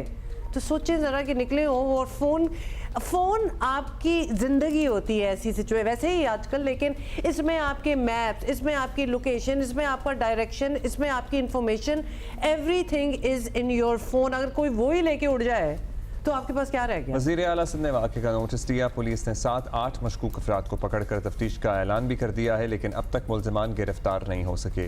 पुलिस हुक्काम की भागदौड़ इतनी हाई प्रोफाइल केस में तो कुछ ना कुछ नज़र आ रही है, लेकिन जहाँ गैर मुल्की सयाह महफूज नहीं है वहाँ सयाहत की फ़रोग़ की बातें फिर इन्हें कौन संजीदा मतलब ले ये सकता है? एक कपल है, इधर आया ना, उनके साथ ये हुआ है, तो ये किसी ग्रुप में डालेंगे, किसी चैट में डालेंगे, किसी फोरम पे डालेंगे और सैकड़ों जो सोच रहे थे ना कि वो आएंगे पाकिस्तान, वो ऑब्वियसली वो इरादा बदल देंगे, क्योंकि लेट्स जस्ट यू नो थोड़ा सा हम हम्बल हो जाएं।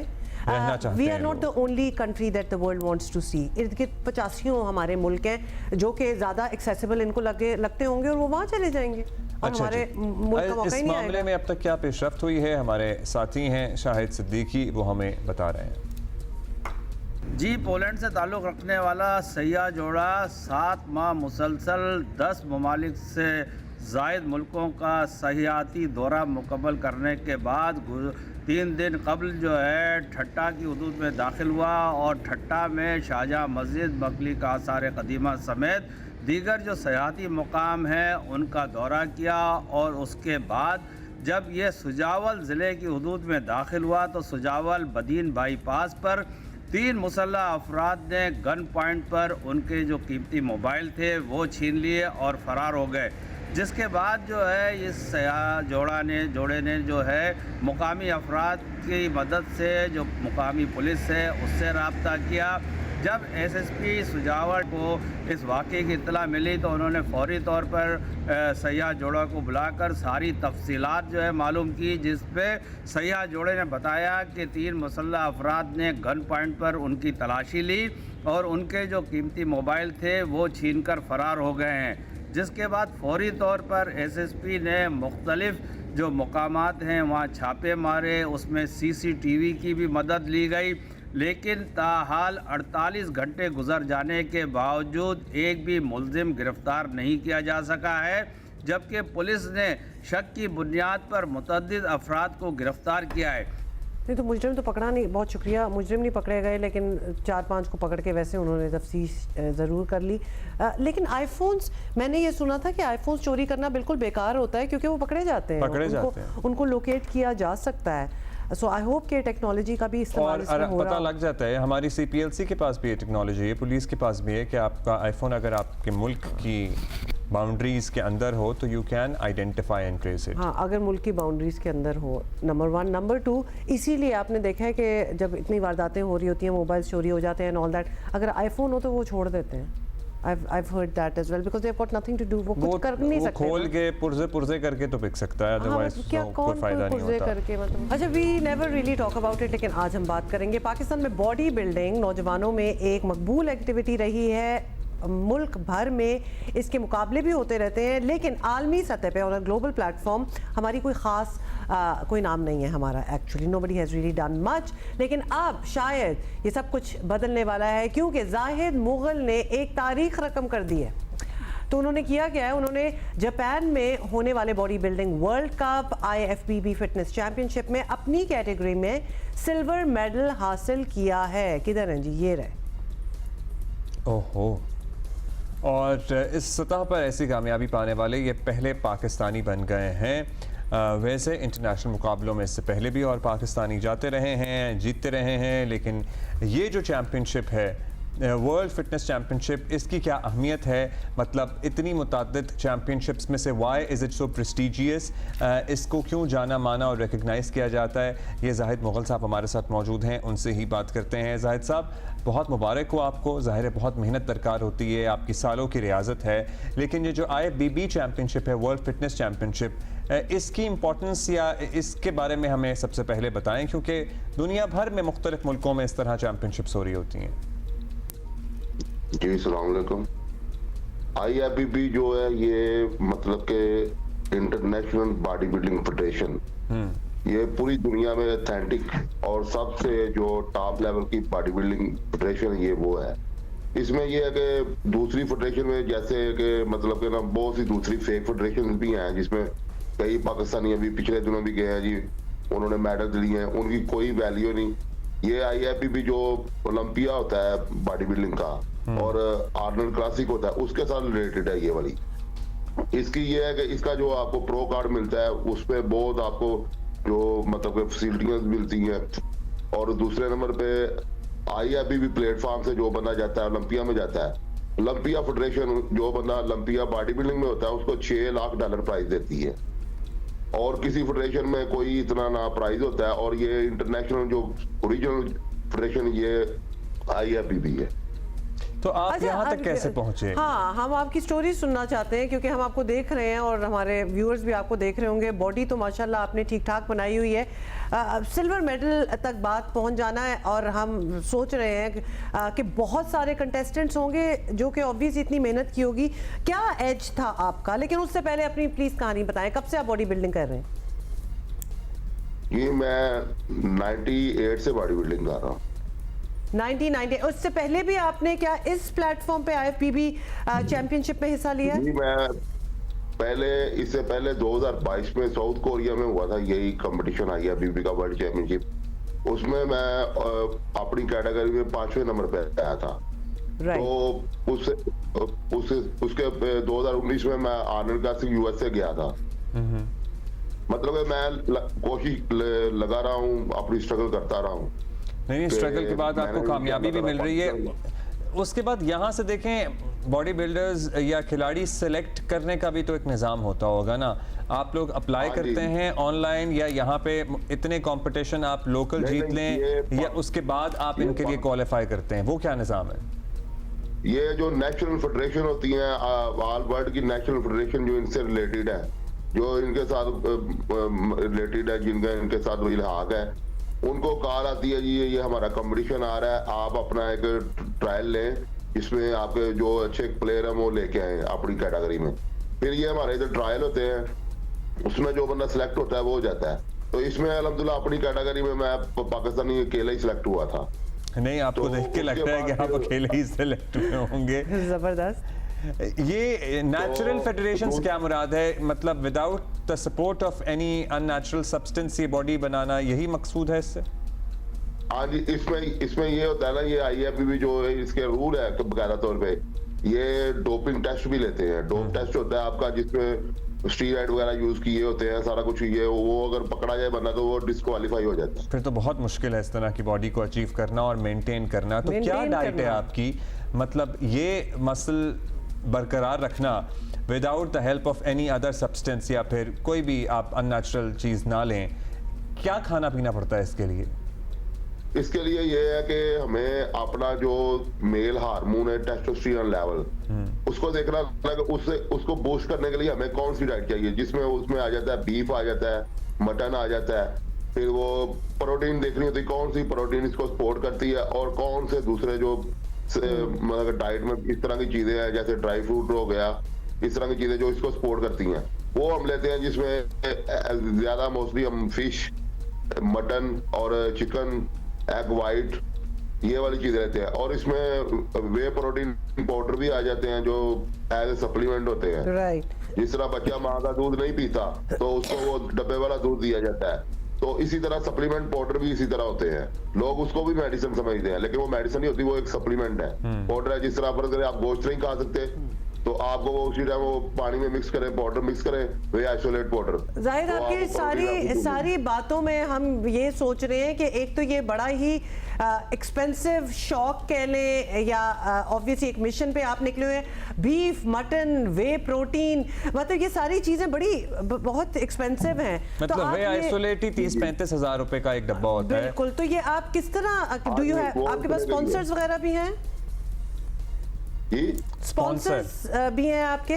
नहीं, मेरे पास कोई स्पॉन्सर नहीं। मैं मतलब कि अपना पर्सनल ट्रेनिंग करवाता हूँ, सारा अपनी तैयारी करता हूँ, लोगों को भी करवाता हूँ, खुद भी करता हूँ। तो जो अर्निंग होती है वो सारी, मतलब कि ये है कि बॉडी बिल्डिंग का एक मतलब ना शौक है। दूसरे में कोशिश ये थी कि पाकिस्तान का नाम रोशन करूं। बिल्कुल। तो आपने अभी कितना इनाम हासिल किया? ये आईएफबीबी में सिल्वर मेडल पे कोई इनामी रकम भी मिलती है साथ में? नहीं जी, इसका जो मेडल ही हमारे लिए यही सब कुछ है। नहीं, सर्टनली है, पाकिस्तान के लिए भी है। आगे के लिए क्या इरादा है आपका? इसके बाद कहाँ क्वालिफाई करके पहुंचेंगे?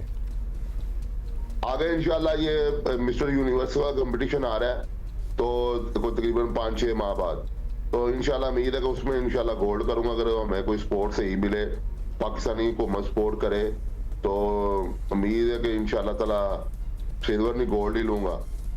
तो बस ये कोशिश कर रहे हूँ और लगे हुए हैं कि अल्लाह ताला की ज़्यादा अपनी मेहरबानी करे। चलिए, अल्लाह मियां आपको कामयाब करे और होपफुली आपको कोई स्पॉन्सर भी मिल जाए, क्योंकि it is not easy to afford all these things. ये बड़ा महंगा शौक है।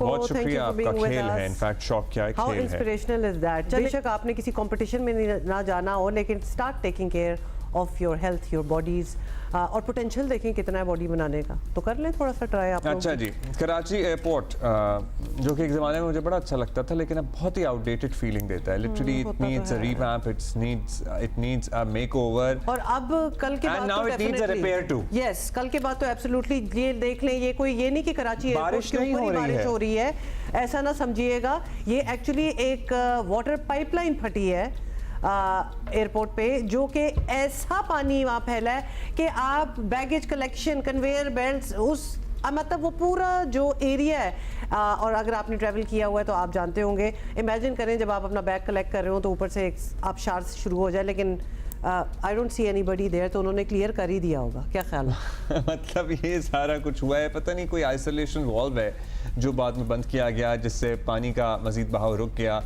टेक्नीशियंस मौके पर मौजूद हैं, पाइप की मरम्मत का काम जारी है। हाँ, मुल्क की परवाज़ों की आमद के हिस्से में छत से टपकने वाले पानी को मुसलसल साफ किया जा रहा है। जो अंदरूने मुल्क परवाजें हैं ना, वहाँ पे सारा बारिश आते ही सबको लगेगा अरे it's raining in Karachi, good weather we have brought to Karachi. I would say that. Oh my, गमले हैं ना जो नीचे रखे हुए, शुक्र है पड़े थे, उन्होंने पानी कलेक्ट कर लिया, वरना तो और छप्पड़ पड़ना था। खैर छप्पड़ तो नजर आ ही रहा है, छप्पड़ तो इन एनी केस पड़ा हुआ है।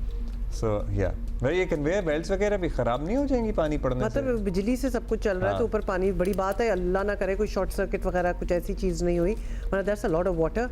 मगर ज़रा सिविल एविएशन वाले सब देखें, हुकूमत Pakistan this needs revamp new airport.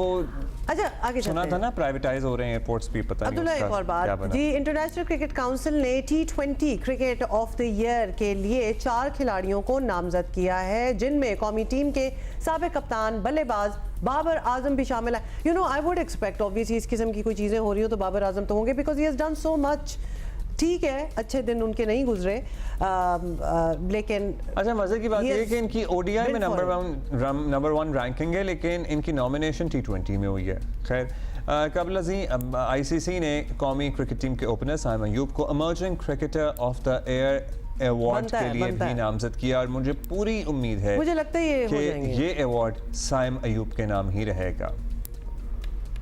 कोई वोटिंग शोटिंग नहीं है, हम भी पूरी कौम मिलके वोट करें। बाबर बाय द वे 6ठे पे हैं T20 में, लेकिन उन्हें नामजद ज़रूर किया गया है। चलिए अच्छी बात है। इस साल यानी जो अब गुजर गया है, last day of the year, वैसे कल से हम 2025 कहेंगे, मुंह पे चढ़ने में 2025 में जरा। अच्छा मैं एक बात बताऊं, मेरा ना सारे रुक जाए, ये अभी नहीं, खैर आप लोग का शायद नहीं माने इस बात को, लेकिन ये सेंचुरी अभी आई थी और 25 साल गुजर गए हैं। एक्चुअल 25 साल गुजर गए हैं। What happened in the 25 साल? What's going on? अच्छा एट द सेम टाइम मेरा ना 2024 मेरे जुबान पे नहीं चढ़ा, मुझे लगता है 2025 जरा ज्यादा आसानी से चढ़ जाएगा। पूरा साल गुजर गया, नहीं चढ़ा ना, बस नहीं चढ़ा, हमारी मर्जी। जिद। अच्छा बताएं आपको ये कि 2024 में टेस्ट रैंकिंग में पाकिस्तान का 7वां नंबर रहा। अच्छा फिर क्रिकेट की बात कर रही हैं आप। साल 2024 वनडे रैंकिंग में पाकिस्तानी तीसरे नंबर पर मौजूद हैं। T20 इंटरनेशनल रैंकिंग में पाकिस्तान का बहुत बुरा नंबर है, 7वां नंबर है।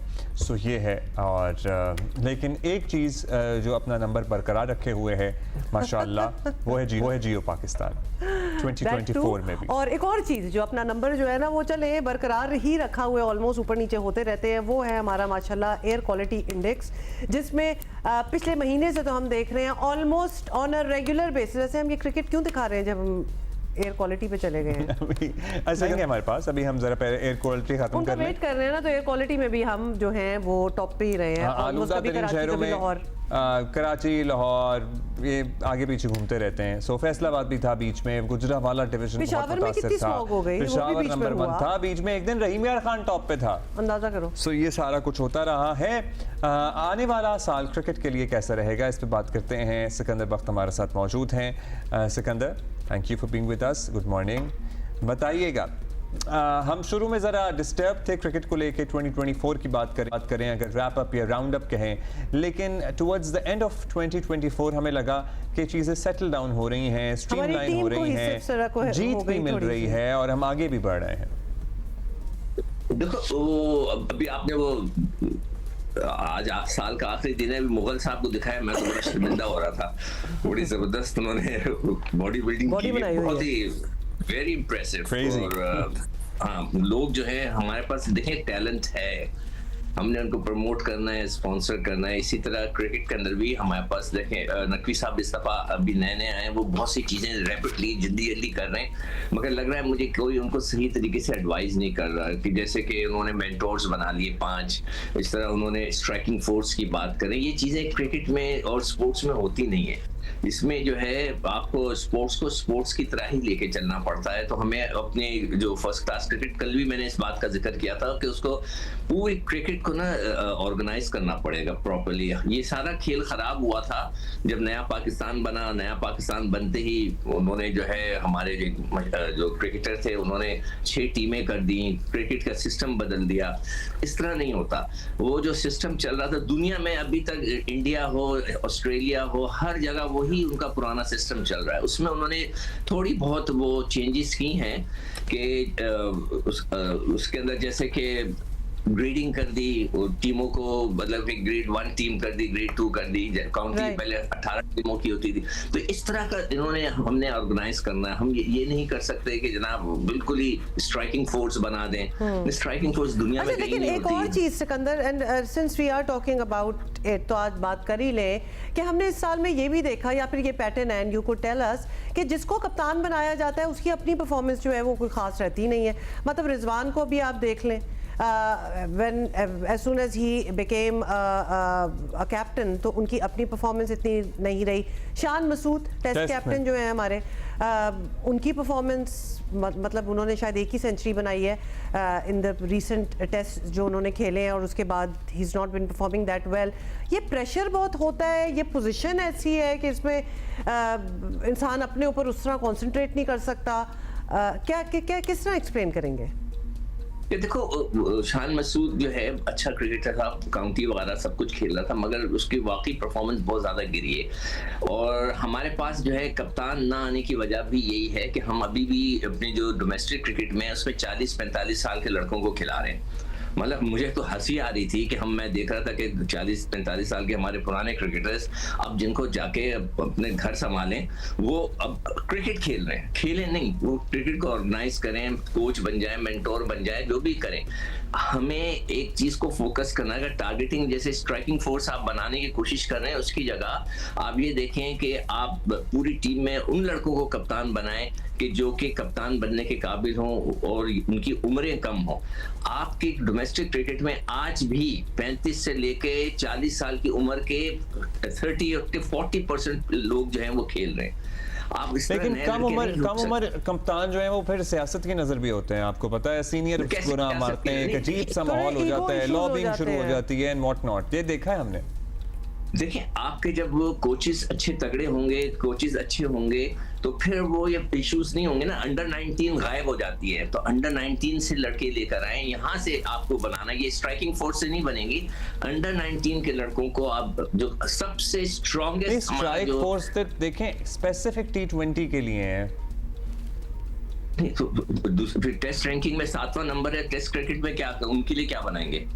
मतलब सिर्फ हम T20 पे फोकस नहीं करें ना, हम कोई दुनिया में दिखा दें, आप कहीं होता हो कि स्ट्राइकिंग फोर्स हो कि जो बना रही हो।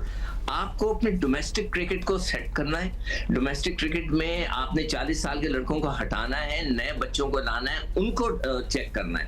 आप इस तरह नहीं कर सकते कि भाई स्ट्राइकिंग फोर्स बना दी, ये टेम्परेरी होता है कि जी अभी जाके ढूंढो लड़कों को। नहीं, सिस्टम को क्रिएट करना है हमें। मुझे पता है कि सिस्टम खराब हो गया है, हमारा सिस्टम बिल्कुल जो है पीछे की तरफ चला गया, हमें उसको वापस लेके आना है। इंडिया में अभी भी वही रणजी ट्रॉफी हो रही है, काउंटी क्रिकेट इंग्लैंड में हो रही है, वही स्टेट क्रिकेट ऑस्ट्रेलिया में हो रही है, थोड़ी बहुत हल्की फुल्की चेंजेस होती है। हमारे यहाँ पूरा सिस्टम चेंज हो गया है। अब अभी तक हमें नहीं पता कि हमें उन्हें कैसे सेट करना है। आपके अंडर 19 शुरू भी बीच में रुक गई, आपकी कायदे आज़म ट्रॉफी रुकी, उसको कुछ हो गया। ये चीजें नहीं होनी चाहिए। तो हमें नकवी साहब को चाहिए कि उन्होंने बहुत सी चीजें अच्छी कर दी हैं, अब इस तरफ फोकस करें, कुछ अक्लमंद लोगों के साथ बैठ के बातें करें, उनको सुने, उनको समझें, और फिर उसके बाद नया जो सीजन शुरू होगा 2025 का, वो प्रॉपर तरीके से ऑर्गेनाइज कर लें। जब ये होगा तो फिर हमारी क्रिकेट वापस पटरी पे चढ़ेगी। अभी तक तो जो है बस वो चल रहा है कि भाई उसको बनाओ कप्तान, उसको बना दो कप्तान, जो अच्छा खेलता है उसको कप्तान। अच्छा खेलने वाला जरूरी नहीं है कि वो कप्तान ही बने, कि बहुत अच्छा खेल रहा है उसको बाबर आजम के साथ क्या हुआ था। मसूद की जगह आपको टेस्ट का कप्तान कौन नजर आता है? परफॉर्मेंस तो रिजवान की भी टेस्ट में अच्छी नहीं है। बिल्कुल, बहुत अच्छा सवाल है आपका। मैं भी अभी बैठा यही सोच रहा था। वाइस कैप्टन है तो अभी वो कहते हैं, राशिद भाई कह रहे थे अभी it would be too early for him. देखिए, वही चक्कर हो जाता है ना कि जब बड़े लड़के होते हैं वो छोटे लड़के को ऊपर आने नहीं देते। जो भी आपने बात कही, टेस्ट क्रिकेट के अंदर खास तौर पे आपके पास बड़े लड़के भी हैं। आपके पास शाहीन की एक चॉइस थी जो कि उनको थोड़े से पीरियड के लिए बनाया गया था, मगर वो बांग्लादेश खेल रहे हैं, वो इंटरेस्ट ही नहीं ले रहे। मकसद है कि आप ये देखें कि पाकिस्तान की क्रिकेट किस नैच पे जा रही है, कि एक लड़का जो पाकिस्तान का इंपॉर्टेंट तरीन बंदा है, टेस्ट क्रिकेट खेलने के बजाय वो बांग्लादेश में लीग खेल रहा है, पैसे पाकिस्तान से ले रहा है। मतलब ये सारी चीजें नकवी साहब ने सही करनी है। वो डंडा उनके हाथ में है, वो डंडा इस्तेमाल करें, सब सीधे हो जाएंगे। मगर डंडे से सारे मामलात कभी-कभी ठीक नहीं भी होते। तो नहीं, देखिए शाहीन को डंडे से नहीं चलाया जा सकता निजाम। वैसे तो सिकंदर ना मुल्क का ना किसी और इदारे का। क्यों नहीं? आपने जाने क्यों नहीं दिया? आप बिठाकर उससे पूछते कॉन्ट्रैक्ट ठीक करने की जरूरत है ना हमें, सेंट्रल कॉन्ट्रैक्ट। नहीं, डंडे से मुराद है कि जब आप सिस्टम को सही करते हैं तो फिर डंडा थोड़ा सा लगाना पड़ता है ना। तो खैर एनीवे, शाहीन भी एक अच्छा वो कप्तान बन सकता है, वो कप्तानी करता रहा है, वो भी एक आपके पास चॉइस है कि वो कप्तान बन सकता है। अच्छा, वैसे रिजवान पे जो ये तनकीद होती है कि उनकी टेक्निक का इशू है टेस्ट में, मतलब देखिए he has not been successful. अच्छा, खुद भी करते हैं? हाँ, आप तो करते हैं यार। मैं खुद करता हूँ। मैं तो कल भी कहा था कि उनका जो आउटसाइड ऑफ स्टंप के ऊपर जो ड्राइव करने का अंदाज है वो बहुत ही अनोखा सा है। पाँव उनके जमे हुए होते हैं और दूर से वो ड्राइव करते हैं, वो स्लिप लगती है, वो टांग के ऊपर बहुत मजबूत है। तो उनका एक ये फॉल्ट है। T20 के अंदर तो ये चीजें गायब हो जाती है ना, इसलिए कि वैसे ना जल्दी चल रहा होता है वो। मैं तो कहता हूँ T20 जो है वो एक होती है ना एक्शन फिल्म की तरह होती है, उसमें इतना एक्शन होता है, उसमें एक्टिंग नहीं नजर आती, उसमें एक्शन नजर आता है। तो ये जो T20 है वो एक्शन पैक्ड फिल्म है, जिसके अंदर आपको एक्टिंग नजर नहीं आ रही, मगर टेस्ट क्रिकेट के अंदर आपको एक्टिंग नजर आती है। आपको पता चल जाता है कौन क्या कर रहा है, उसका पैर किधर जा रहे हैं। आप देखिए, अब ये जो आप दिखा रहे हैं बाबर आजम को आउट होते हुए, ये उनका फॉल्ट है। अच्छा वैसे आप अच्छा, अभी बात तक तो नहीं वही सोच रहेगी पाए सिकंदर जी। के आप कप्तान के लिए, अब हमने दोनों कैप्टन्स का जिक्र कर दिया, शान मसूद का भी, रिजवान का, और वो हमें टीम नजर नहीं आ रही ना ही टेस्ट कप्तानी में, चले, not one day, please not one day. Test मैंने में तो शाहीन आप का नाम दिया ना। किसका नाम आपने आपने लिया शाहीन का कहा है कि Shaheen can be a Shaheen का कंटेंडर फॉर द कह रहा हूं, टेस्ट अगर कैप्टनसी। For test? हाँ, अगर साउथ शकील यंग है, तगड़ा नहीं है, तो शाहीन तगड़ा है, उसका एक स्टेटस है, तो वो मैनेज कर सकता है, तो आप उसको ट्राई करके देख लें। मगर उसको पाकिस्तान में आकर खेलना है, वो मुल्क से बाहर खेल रहे हैं। हाँ, और कौन, क्या सवाल था? और नहीं, यही सवाल था। और अब हमें एक्चुअली बात ये है, और हम ब्रेक में भी ये बात कर रहे थे, और उससे पहले राशिद भाई से भी बात हो रही थी कि ठीक है, उसका टेम्परामेंट भी होगा शाहीन का, या whoever you put in this position, ये पोजीशन जो है वो उनकी अपनी प्ले को मुतासिर कर देती है। इज इट द प्रेशर जो विच कम्स इनटू प्ले? होता क्या है, बिकॉज अच्छे भले ये प्लेयर्स हैं और बड़ा अच्छा परफॉर्म कर रहे होते हैं otherwise, but as soon as they become the captain तो मामला जरा ऑफ हो जाता है। नहीं, देखिए, उसके अंदर जो है, लड़के को डोमेस्टिक क्रिकेट खेलता है ना जब, तो उस वहीं से वो प्रैक्टिस करता है कि कैसे वो प्रेशर को लेके चले। हाँ, प्रेशर को कैसे लेके चले, वो कर सकता है। उसके लिए एक अच्छा कोच हो जो उसको समझाए, उससे बात करता रहे कि भाई देखो, तुम ये गलती करो, ये ना करो। कई दफा कप्तान जो होता है, बॉलर है, तो बॉलिंग नहीं करता वक्त पे आकर, वो कहता है कि शायद मैं, और कभी ज्यादा बॉलिंग भी कर देता है। तो ये सारी चीजें जो है वो फिर कोच किस लिए होते हैं, वो ये जो आपके पास सपोर्टिंग स्टाफ क्यों होता है, वो उनको फिर प्रॉपर्ली गाइड कर रहा होता है, तो उसको लेके चलते हैं। तो मेरी चॉइस अगर होगी इस वक्त के, पहले तो उनसे सीरियसली बोले भाई आप टेस्ट क्रिकेट खेलें, और फिर उसके बाद उनको कप्तान बनाया जा सकता है, मैं नहीं बोल रहा हूँ कि बना दें। He is a good candidate. अच्छा ये बताइएगा, इसके बाद हमारे यहाँ वेस्ट इंडीज का टूर है, फिर उनका हमारा पाकिस्तान का फिर ट्राई सीरीज है, फिर चैंपियंस ट्रॉफी है।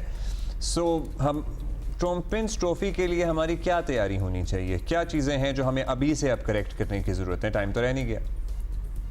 देखिए, चैंपियंस ट्रॉफी के लिए भी जो चैंपियंस ट्रॉफी हमने कराई थी, चैंपियंस हमारे अपने घर के अंदर, वो T20 की कराई। मैं तो हैरान था, हम सारे लड़के हंस रहे हैं, जो क्रिकेटर हैं हमारे साथ, जो क्रिकेटर बैठते हैं, वो सब हंस रहे थे कि अभी हमने चैंपियंस ट्रॉफी वनडे की, उसकी हम बात कर रहे हैं, पता नहीं किसी ने देखी भी नहीं, पिंडी में हुई थी। नहीं हमने फॉलो की। आपने की होगी, मैंने तो नहीं देखी, इसलिए कि उस वक्त असूलन वनडे होना चाहिए था। वनडे होता ताकि लड़के आपको नजर आते, आइडेंटिफाई हो जाते। एक तो पाकिस्तान टीम बाहर खेल रही थी, कुछ लड़के इधर खेलते, आपको पता चल जाता कि हमने क्या करना है। अब वहां पर जो है माशाल्लाह से 40-45 साल के लड़के खेल रहे थे T20 के अंदर, तो आपने क्या हासिल किया? ठीक है, तो वो मेरे ख्याल से अब एक ही अब वेस्ट इंडीज रहेगी और एक ट्राई सीरीज रहेगी, जिसमें आप लड़कों को आजमा सकते हैं कि ये हमारी कॉम्बिनेशन है, ये खेलेगी। तो अब उसके अलावा तो आपके पास कोई चॉइस नहीं है। बहुत शुक्रिया आपका Sikandar, thank you for being with us. Thank you. अब हम एक ईयर एंडर कर रहे थे ना, तो हमने भी वांटेड टू टॉक कि हमारे पास क्या ऑप्शंस हैं, क्योंकि एक बहुत बड़ा टूर्नामेंट जो है हमारे यहाँ शुरू हो जाएगा इंशाल्लाह। अच्छा, एक चीज़ जो आप कर सकते हैं, मुझे लगता है कि हमें उस पर और एम्फेसाइज करने की ज़रूरत है। हम जो प्लास्टिक इम्प्रिंट है अपनी दुनिया पे, इस अर्ज पे, उसको कम करने की कोशिश करें, क्योंकि हम हर चीज़ में, हर तरफ हम, सब्जी भी प्लास्टिक में है, पानी भी प्लास्टिक में है, वेस्टेज भी प्लास्टिक में है। कोई पौधे लगाएं, कोई दरख्त लगाएं, कोई ग्रीन कवर जो है उसको एक्सपेंड करें। मतलब ये सारी वो चीज़ें हैं जो कि लिटरली आज जब आप कर रहे होंगे ना, कुछ कोई न्यू ईयर रेजोल्यूशंस वगैरह आप डाल रहे होंगे ना, इसको भी बीच में डाल ही दें। चाइनीज प्रोवर्ब है, the right time to plant a tree was 20 years ago and the second right time is today. Today कर लो भाई, टुडे। हम आपको मिलेंगे अगले साल, बस इस साल मिलना ही नहीं है, अगले साल मिलेंगे इंशाल्लाह। Abdullah, that was a fun thing. See you tomorrow.